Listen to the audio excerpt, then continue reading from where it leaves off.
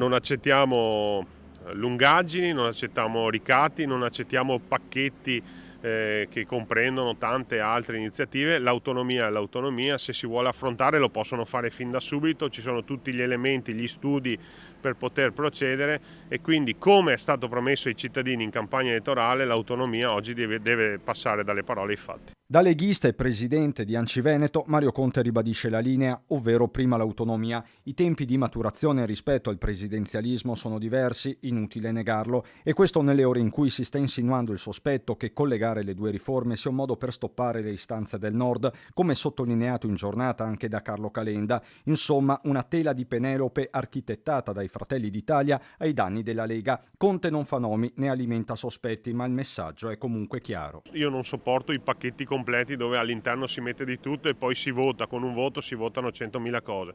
Se il tema dell'autonomia è maturo, è più maturo rispetto a quello del presidenzialismo, si affronti il tema dell'autonomia. Stiamo parlando del futuro delle nostre comunità, cioè non stiamo giocando a guardie e ladri. Molto più diplomatico, visto anche il ruolo all'interno della conferenza delle regioni, il presidente Luca Zaia oggi accanto a Salvini nella sua giornata veneziana. Se non ci fosse per assurdo l'autonomia, il presidenzialismo sarebbe da sostenere senza se e senza ma. Non è una questione di scambio di prigionieri. Siamo davanti a due grandi progetti che hanno tempi diversi.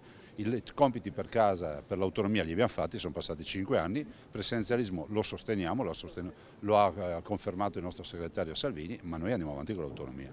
Quelli che Zaia ha più volte definito i compiti per casa sono stati fatti. Stiamo lavorando a un documento che io proporrò alla conferenza delle regioni affinché tutti i presidenti possano condividere almeno dei punti cardine sui quali siamo tutti d'accordo, ad esempio che l'autonomia è prevista dalla Costituzione. Quanto alla partita delle 23 materie, il paragone è servito, anzi apparecchiato. Ma il Veneto si siederà al tavolo con le 23 materie, è come andare al ristorante e dire rinuncio al menù, no.